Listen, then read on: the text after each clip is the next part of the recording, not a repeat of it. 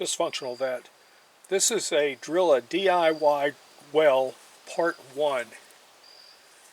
Part 1, you need to research your area for water depth and the strata that it's in.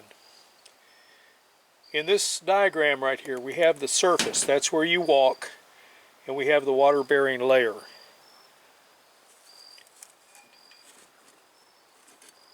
Aha. Yeah, it's a little better. You have the surface, and then you have where the top of the water bearing layer is.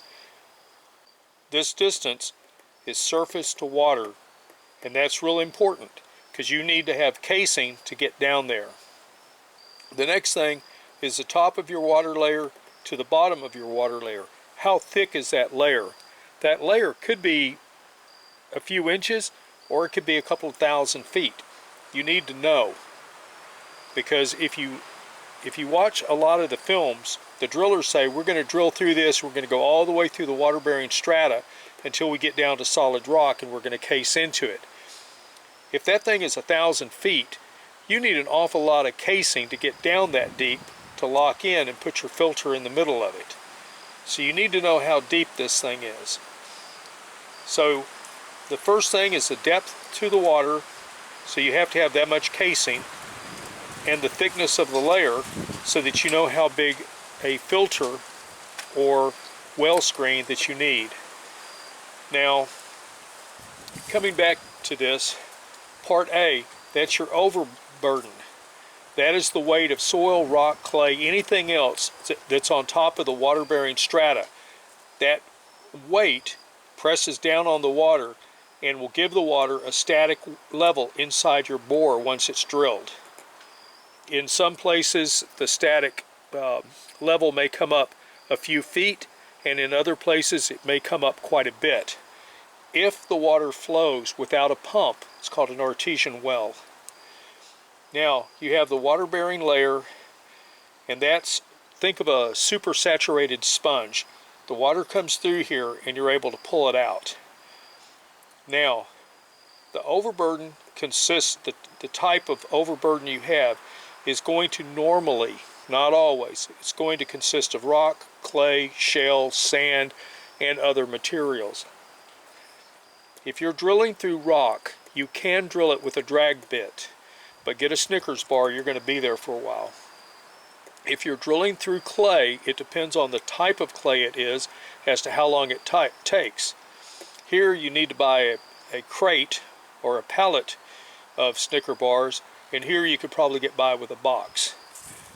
Shale is a type of rock. Usually it's fairly soft. A drag bit will go through it, but you're going to be there for a while. And then sand is its own world, and I'll get into that later. You have what's referred to as porosity. Sand will move a lot of water, but it still acts as a resistance to the water flowing through. And we'll get into how water moves in the rock with electrical charges, how it actually clings to the rock. You have shale, which may be broken up and it may be solid. You've heard of drilling for oil in shale. That's more or less sort of solid, but it's saturated with oil, and by fracking it or breaking it up, then the oil oozes out and can be pumped up. If you're trying to drill water out of solid shale, unless you do something real weird, I don't know how you're going to get it out.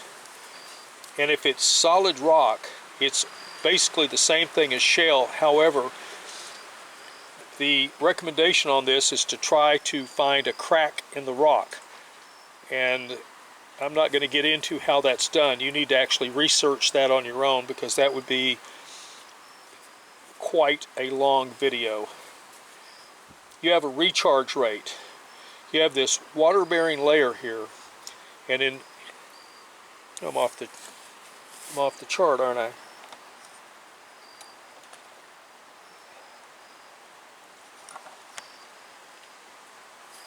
You have this water-bearing layer here.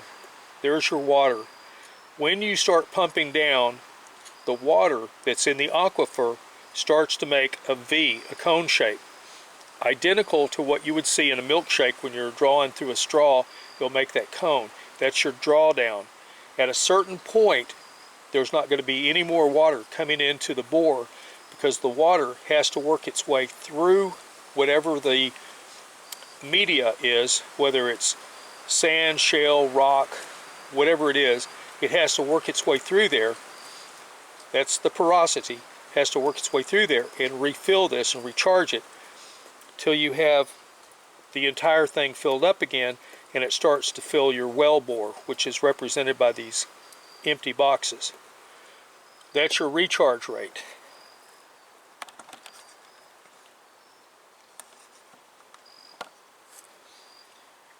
In your research, you also need to find out about the production in your area. You've already found out that the average well is, say, 60 feet in your general area. How many gallons per minute did the well make? You can look that up on well charts, or correction, drill logs, and those drill logs are normally published as public information on various websites.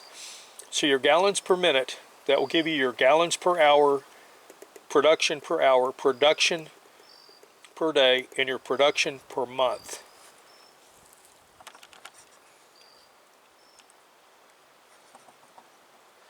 Now, your aquifer.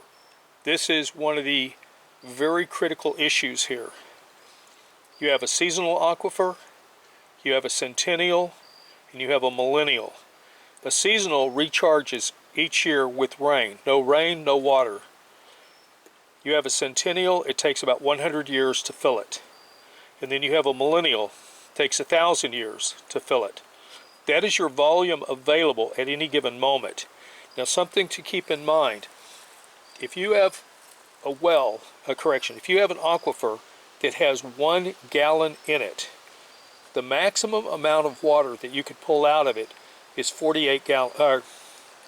If your aquifer has 100 gallons in it, the maximum amount of water that you can pull out of it at best is 48 gallons.